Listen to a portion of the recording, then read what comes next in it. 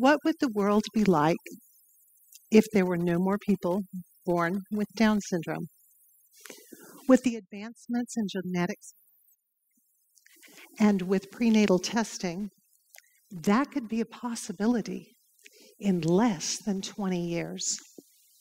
The Washington Post recently published statistics that say that of fetuses prenatally diagnosed with Down syndrome in the United States, 67% are terminated, and in Europe, that number is 92%. This is not a talk about abortion.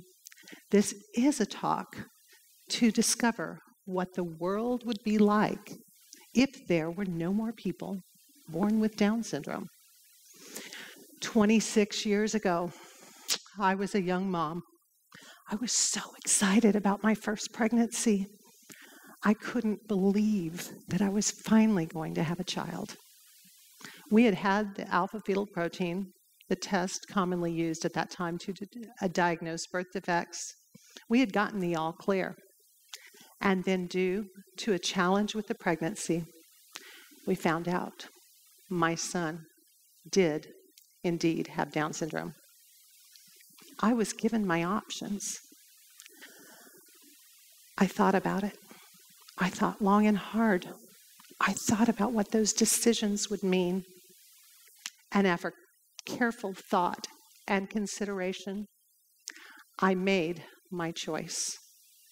I chose to keep the pregnancy. Having a pregnancy knowing that your child is not going to be normal is not easy. While everybody else is celebrating their happy lives and their expectations, I was surviving. The medical professionals told me the worst case scenario. They told me about the problems. They told me that life would be nothing but a challenge. They told me all of the things that I would give up. Just when I thought I had made a mistake, I learned about Chris Burke. Chris Burke had Down syndrome, and yet he had his own television show. I was introduced to others who had Down syndrome, who were making a valuable difference in their lives. And I thought, maybe my son's life will have value too. The day he was born, he had to have surgery. So he was whisked away to the children's hospital on the other side of town. So much for getting to hold my baby, for getting to bond with him, for getting to know him. But although more challenging than we anticipated, our journey had begun. He was here. There were many more doctors, therapists, physicians, and such. I know that they had the best intentions in mind. They thought they were helping me to face reality. They told me all the things that he would never do. He would never walk. He would never talk. He would never work. He would be nothing but a child. However, I tend to be the tenacious sort. And so I question what I'm told, what I'm taught to believe, what I think. And I thought, if Chris Burke can do it, why not my son? I learned about Jason Kingsley on Sesame Street, and I saw his mother's story in the movie, Kids Like These. And I had the audacity to think, why not my son? There were so many therapies. It would have been easy to quit.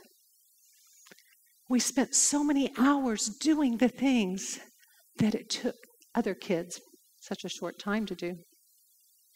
He didn't walk till he was almost 5 years old. The therapist said, give up, choose a chair. But I couldn't. I wouldn't. The school district told me he would never read, never write, never have valuable skills. But something in my heart said, don't believe that. Follow your heart. Keep hoping. And so I did. It wasn't easy to keep hoping. When at the age of 13, he still couldn't read phonetically. It would have been so much easier to believe what I was told, to believe all of those things that they had said were true. But I saw his determination. How could I tell him that the experts said it wasn't possible when I was the only one still believing? How could I tell him we couldn't accomplish those goals? How could I tell him to give up? And so we kept going, and we kept trying, and we kept pushing forward. Those had started out as my goals, but now those were his goals. Those were the things that he wanted to accomplish for himself. I now look back on those challenges, and I see them in a very different light. I see them as training, as discipline.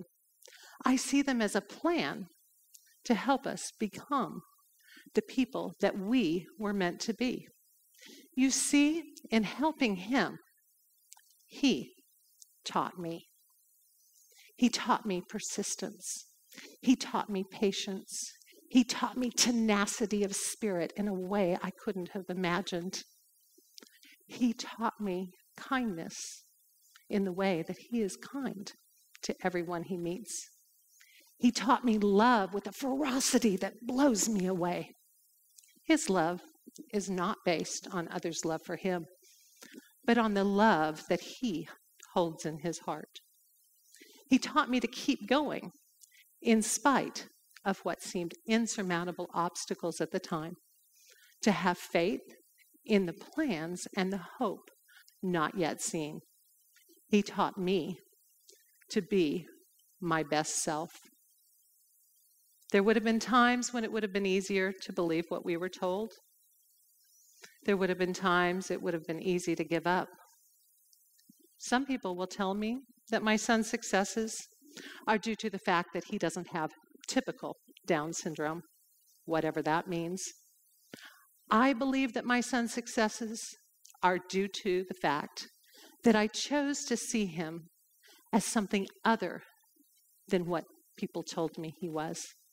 That I chose to look beyond the labels and to see him as someone who had a unique value and purpose on this planet. That I chose to help the world see him as he sees himself. Today, I am happy to report that my son plays basketball in Special Olympics. They have won first and second place in state in their division over the last several years. And if you think that Special Olympics isn't competitive, then you've never been to a Special Olympics game. He just finished his 35th drama production. He's had the privilege of working with S.E. Hinton in her first stage production of her movie, The Outsiders. He's been in 3 worldwide documentaries. He loves to read. Every day, he reads Shakespeare, his Bible, any book I bring home. In fact, he reads more than I do. He loves art and history. We often go to museums, and frequently, people will follow us around just to see his enthusiasm and his insight into a piece.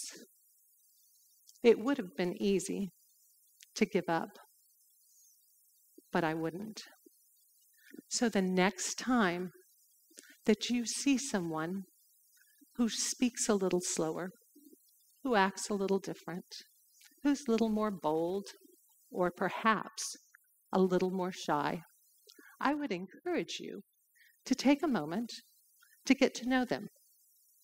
Those extra gifts of patience and acceptance that they give you just might be a reflection of your better self.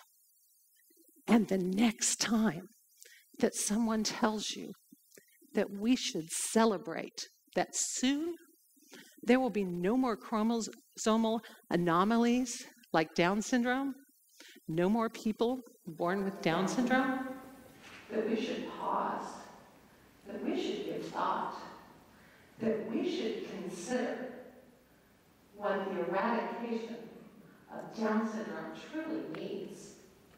I believe that if we eradicate Down syndrome, we might just eradicate the best part of ourselves. Thank you.